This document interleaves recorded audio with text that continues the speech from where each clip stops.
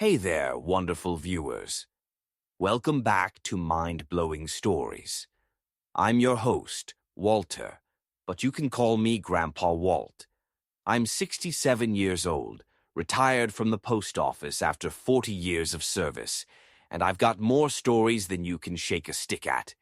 Before we dive in, I've got to say something that just breaks this old heart of mine. I see the numbers, folks. 96 of you watching this are not subscribed to the channel. That's like having 96 people at your dinner table, and only 4 of them saying they like your cooking. It really gets me down, you know? All I'm asking is for you to hit that little subscribe button. It's free, it takes 2 seconds, and it would mean the world to this old-timer. We've got hundreds of incredible stories on this channel. Tales of adventure, mystery, romance, and life lessons learned the hard way. Each one comes straight from the heart, and I promise you, they're all true. So please, if you enjoy what you hear, smash that like button, subscribe, and leave me a comment telling me what you think. Your Grandpa Walt really needs to know if these stories are hitting home with you folks. Now, today I want to tell you about the greatest love story of my life. And I'm warning you right now, this one's got more twists than a pretzel factory. You might want to grab a cup of coffee and settle in, because we're going on quite the journey. This story takes place back in 1973. I was 23 years old, fresh out of college, working my first real job at a small accounting firm in downtown Chicago. I thought I knew everything there was to know about life. Boy, was I wrong. It was a Tuesday in October, and I'll never forget it because the leaves were just starting to turn those beautiful autumn colors. I was having lunch at this little diner called Murphy's on State Street. They made the best meatloaf sandwich in the city. I always sat at the same table by the window where I could watch the world go by. That's when I saw her walk in. Her name was Rosemary, like the herb, she'd say with a smile that could light up the whole room. She had auburn hair that caught the light just right, green eyes that seemed to see straight through to your soul, and she wore this cream-colored dress that made her look like she'd stepped right out of a movie. She was scanning the crowded diner for a place to sit when our eyes met. I swear, time stopped. I'm not usually the bold type, folks, but something came over me. I stood up and waved her over to my table. "Would you like to join me?" I asked, trying not to sound like the nervous wreck I was. She smiled, oh, that smile, and said, "I'd love to if you don't mind the company." We talked for 2 hours straight. 2 hours. I completely forgot about work. She was a secretary at a law firm downtown, loved jazz music, and had this infectious laugh that made everyone in the diner turn and smile. She told me she was originally from Boston, but had moved to Chicago for a fresh start. When she had to leave, I worked up the courage to ask her out. "Maybe we could catch a movie this weekend," I suggested. "I'd like that, Walt," she said. "I'd like that very much." And that's how it all began. For the next 3 months, Rosemary and I were inseparable. We'd go to jazz clubs in the evenings, walk along Lake Michigan on weekends, and she'd come to Murphy's Diner to meet me for lunch whenever she could. I was head over heels, folks. This woman was everything I'd ever dreamed of and more. She had this way of making ordinary moments feel magical. We'd be sitting in my little apartment listening to Miles Davis on the record player, and she'd start dancing by herself in the middle of the room. "Come on, Walt," she'd say, pulling me up from the couch. "Life's too short not to dance." I was ready to propose. I'd already picked out the ring. Nothing fancy, mind you, just a simple solitaire from Kowalski's jewelry store that cost me 3 months' salary. I was planning to pop the question on New Year's Eve. But then came the first twist in this crazy story. It was December 20th, 1973.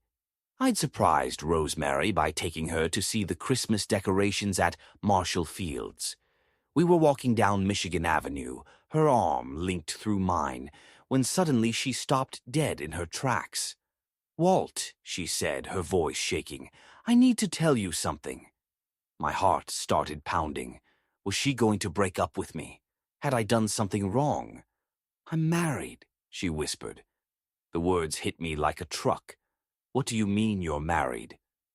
"I mean I have a husband, Walt. His name is Richard, and he's not a good man."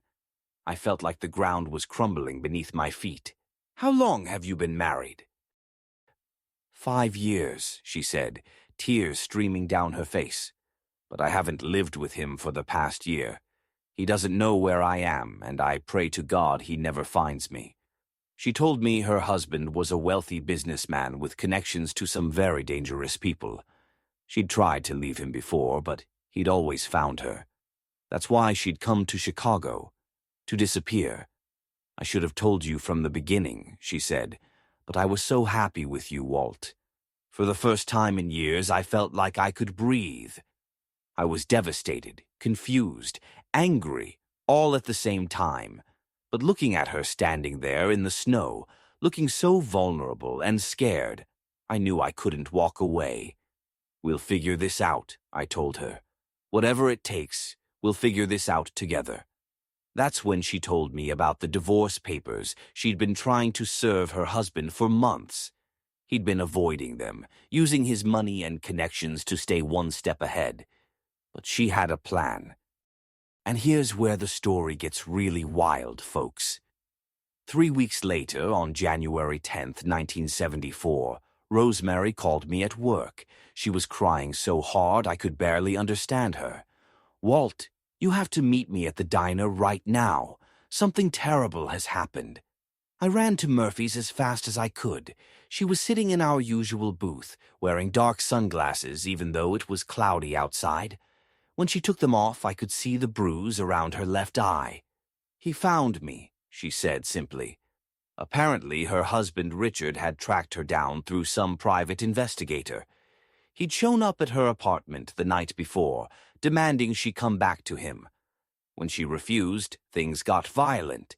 But here's the kicker, and I'm telling you, what she said next changed everything I thought I knew about this woman. "Walt," she said, leaning across the table and lowering her voice to a whisper, "I'm not really a secretary at a law firm." "What do you mean?" "I work for the FBI. I nearly choked on my coffee. "The FBI? Rosemary, what are you talking about?" She reached into her purse and pulled out a badge. A real FBI badge with her picture on it, except the name read Agent Sarah Mitchell. "My real name is Sarah," she said. "Rosemary was my cover identity. I've been investigating my husband. Well, the man I was married to for my cover, for the past 2 years. He's been laundering money for the Chicago outfit." The Chicago outfit. That's what they called the mob back then, folks. My sweet, innocent Rosemary was an FBI agent working undercover to bring down the mafia. "I fell in love with you for real, Walt," she continued. "That wasn't part of the plan. That was never supposed to happen. But it did. And now, everything's complicated." She explained that her cover was blown. Someone had tipped off Richard, and now both she and I were in danger. "I have to go into hiding," she said. "The Bureau is pulling me out tonight." "What about us?" I asked, even though I was afraid of the answer. "There is no us, Walt. Not anymore. I'm sorry, but you have to forget you ever met me." She stood up to leave, but I grabbed her hand. "Wait, at least tell me. Is any of it real? Do you really love me?" She leaned down and kissed me, right there in Murphy's diner, in front of God and everybody. "That's the only real thing in my whole fake life," she whispered. And then she was gone. I didn't hear from her for 3 weeks. I went to the law firm where she'd supposedly worked. They'd never heard of any Rosemary or Sarah. I went to her apartment building. The landlord said she'd moved out in the middle of the night. It was like she'd never existed at all. I was going crazy, folks. I couldn't eat, couldn't sleep. I kept going back to Murphy's diner every day at lunch, hoping against hope that she'd walk through that door. Then, on February 2nd, 1974, everything exploded. I was at home watching television when the news came on. Federal agents today arrested prominent Chicago businessman Richard Torino on charges of money laundering and conspiracy. The arrest came after a dramatic shootout at Torino's Lakeshore Drive mansion that left 2 men dead and several others wounded. They showed his picture on the screen, a thin man with slicked-back hair and cold eyes. That was Rosemary's husband, Sarah's Mark. But the reporter wasn't finished. Also killed in the shootout was an undercover FBI agent whose identity is being withheld pending notification of family. My heart stopped. Was it her? Was my Rosemary, Sarah, dead? I called every hospital in Chicago. I called the FBI field office, but they wouldn't tell me anything. I was just some civilian asking about a classified operation. For days, I lived in agony, not knowing whether the woman I loved was alive or dead. Finally, a week later, there was a knock at my door. It was Agent Frank Morrison from the FBI, a serious-looking man in his 50s wearing a gray suit. "Mr. Patterson," he said, "I understand you knew Agent Mitchell. Is she alive?" I asked before he could say anything else. Agent Mitchell was wounded in the operation but survived. However, she's been entered into the Witness Protection Program. Her testimony is crucial to prosecuting the remaining members of the Torino organization. Where is she? Can I see her? I'm afraid that's impossible. Agent Mitchell's new identity and location are classified. For her safety and yours, you can never have contact with her again. He handed me an envelope. She asked me to give you this. Inside was a single sheet of paper with just a few lines in her handwriting. Dear Walt, by the time you read this, I'll be someone else entirely. I want you to know that every moment we shared was real. You gave me something I'd never had before. Pure, honest love. Don't wait for me. Live your life, find someone wonderful, and be happy. I'll carry you in my heart wherever I go. Love always, Rosemary, Sarah. And that was it. The love of my life vanished into thin air. For years, I tried to find her. I hired private investigators, reached out to former FBI contacts, even put ads in newspapers across the country with coded messages I hoped she'd recognize. Nothing worked. I eventually moved on with my life. I married a wonderful woman named Dorothy in 1978. She passed away 8 years ago. God rest her soul. We had 2 beautiful children, built a good life together. But I never forgot about Rosemary. Every year on her birthday, or at least the birthday she'd told me was hers, I'd go back to Murphy's Diner. They tore it down in 1987 and put up a parking lot, but I'd still go stand where it used to be, just in case. Now, here's the part that's going to blow your minds, folks. Are you ready for this? Last month, October 15th, 2023, to be exact, I got a letter in the mail. No return address, just my name and address written in handwriting I recognized immediately. Inside was a photograph of an elderly woman with silver hair, standing in front of a small house with a garden full of roses. On the back it said, Murphy's Diner, Thursday at 2 p.m. I never stopped loving you. R. Murphy's Diner was long gone, but I knew exactly what she meant. There's a coffee shop called The Daily Grind in the same spot now. I've walked past it 1,000 times over the years. My hands were shaking so hard I could barely hold the photograph. After 50 years, she was reaching out to me.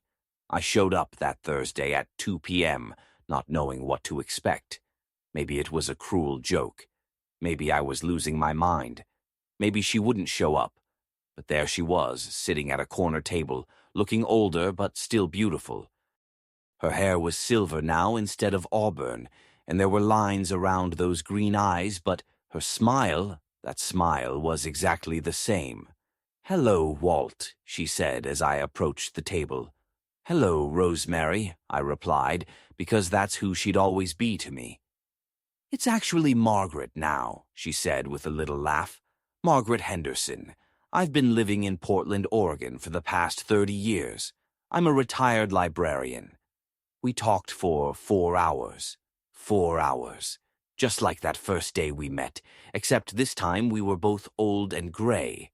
She told me about her life in witness protection, how she testified against the Torino family and helped put a dozen men behind bars, how she'd been relocated 6 different times over the years because of threats, how she'd wanted to contact me 1,000 times but couldn't risk putting me in danger. "I never married again," she said. "I dated a few men over the years, but none of them were you." "I did marry," I told her. "Dorothy was a good woman. We were happy together." "I'm glad," she said, and I could tell she meant it. "You deserved happiness, Walt. You always did." She explained that she'd kept track of me over the years through old friends and public records. She knew when I got married, when my children were born, when Dorothy passed away. She'd been watching over me from afar, making sure I was okay. "The Torino family is all gone now," she said, "dead or in prison. The last one died 3 years ago, and the FBI finally told me I was free to make contact with people from my old life if I wanted to." "Why now?" I asked. "Why after all these years?" She smiled that smile again. "Because we're not getting any younger, Walt Patterson, and I figured if I was going to spend my golden years with anyone, it might as well be the man who stole my heart in Murphy's Diner 50 years ago. Folks, I'm not ashamed to admit I cried right there in that coffee shop. 50 years of wondering, of missing her, of carrying that ache in my heart, and suddenly she was back. We've been talking on the phone every day since then. She's planning to move back to Chicago next month. We're taking things slow. We're not kids anymore, after all. But for the first time in decades, I feel like that young man who fell in love at first sight. Some of you might be thinking this sounds too good to be true. I get it. If someone told me this story, I might be skeptical too. But sometimes, just sometimes, life gives you a happy ending when you least expect it. The moral of this story, if there is one, is this: real love never really dies. It might get buried under years of pain and circumstances beyond your control, but it's always there, waiting for the right moment to surface again. Rosemary, Margaret, Sarah, whoever she is, she's the same woman who made me want to dance in the middle of my apartment all those years ago. And I'm still the same man who was willing to fight the whole world just to be with her. We're talking about taking a trip to Portland next month so I can see the house where she's been living all these years. She says she's got a whole garden full of roses. Apparently, she never got over that name, even when she had to leave it behind. And you know what? I'm thinking about proposing again. I still have that ring from 1973. I never could bring myself to return it. It's been sitting in my dresser drawer for 50 years, waiting for the right moment. Maybe it's time. So there you have it, folks. The greatest love story of my life, with more twists and turns than a roller coaster. An FBI agent, the mob, witness protection, and a love that survived 5 decades of separation.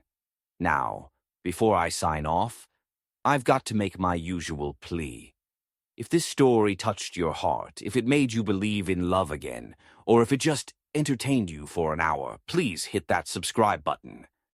This old grandpa is still hoping to see that number go up. We're at about 50,000 subscribers now, which sounds like a lot, but remember, 96 of you watching are still unsubscribed. I've got hundreds more stories where this came from. Tales of adventure, mystery, heartbreak, and triumph. Stories about growing up in the 1950s, my time in Vietnam, the crazy jobs I worked before I became a mailman, and the characters I've met along the way. Please leave me a comment and let me know what you thought of today's story. Do you believe in second chances? Have you ever had a love that you thought was lost forever? I read every single comment, and your thoughts and stories mean the world to me. Don't forget to ring that notification bell so you don't miss any new episodes. I try to post a new story every Tuesday and Friday, same time, same place. Until next time, this is Grandpa Walt, reminding you that life is full of mind-blowing stories. You just have to be paying attention to notice them. Take care, folks. And remember, it's never too late for a happy ending.